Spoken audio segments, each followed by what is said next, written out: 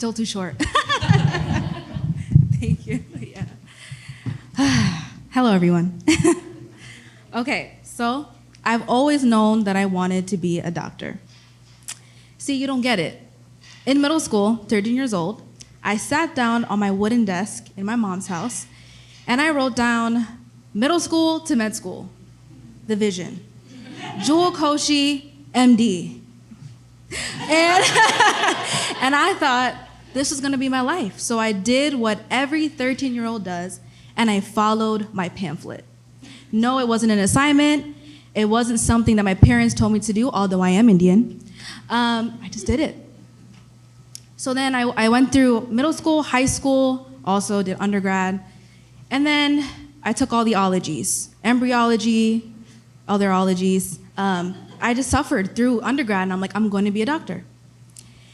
And then after 2 months after undergrad, I started to study for the MCAT, which is the entrance exam for med school. So I studied from 6 to 11 p.m. while working a 9-to-5 job. I also spent over $2,000 on prep for the MCAT. Ooh.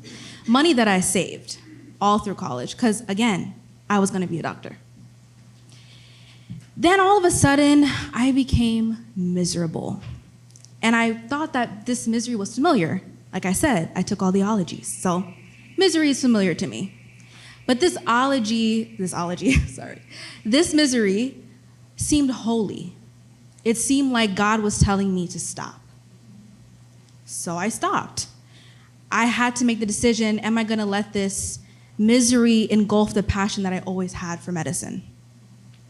But that wasn't the hardest part. The hardest part was telling my Indian parents, as a first-generation Indian daughter, that I wasn't going to med school. You can imagine how that went. It went terribly. It did. And my mom looked at me with tears in her eyes and said, "Why?" And I told her, "I don't know.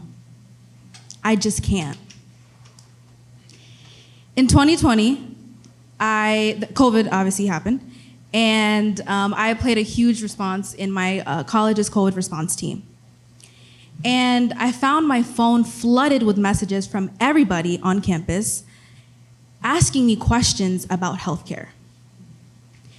And I was like, why is everyone hitting me up? Like, I have no degrees, I'm a nobody, I'm just a student. But it almost seemed like they trusted me. And then I began to analyze who's texting me.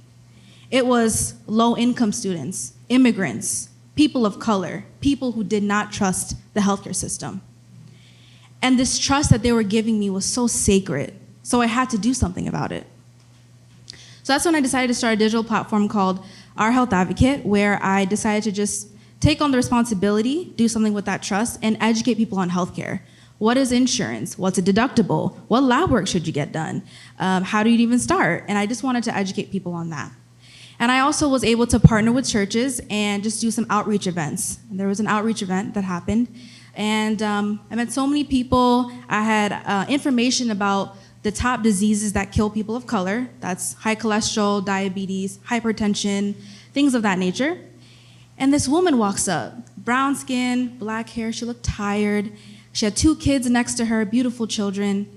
She looks at me and she goes, "I had a heart attack." And I said, "A heart attack?" She looked young, and she was only 42. And I said, "Why?" She said, "Because of low electrolytes." And this righteous anger began to fill in me. You're talking about the electrolytes you find in Gatorade or in a liquid IV pack. You had a heart attack. You could have died because you didn't have access to something, or you couldn't put a liquid IV in your water. How did we miss this? How could someone miss this? And also, electrolytes is something that is in basic blood work. It's your CMP, remember that. Comprehensive Metabolic Panel, okay? That's where you will see your electrolytes, and so we could have caught it. As a medical assistant now, I do EKGs all the time. I could have caught an arrhythmia then. Well, not me, the doctor, but she could have caught it.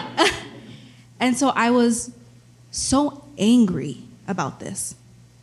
Now, I wish I told you I had a light bulb moment, but I didn't. I'm still waiting for mine. This woman has impacted me greatly, and I think about her often. But there's something that I do know, and I know that I love science, to the point where I can open a textbook and start crying. If you don't believe me, you can ask my friends, and they'll tell you that I do that. I am so fascinated by how intricate God decided to make our body. There's a system for everything, literally. And it fascinates me. It brings me to tears. It brings out the verses like, "You knit me in your mother's womb." I believe that because I see it in science. And so I've been starting to ponder on, like, dang, girl, you cry when you read science. Why? Why? But I realized that if God made our bodies this intricate, shouldn't the care we give others be just as intricate? Shouldn't we pass the red tape to care for somebody? Shouldn't we do the thing that nobody wants to do? Because God did with our bodies. And so if there's one thing that I'm certain about through the rest of my life, is that I will be the one to always move past the red tape to care for someone else. Thank you.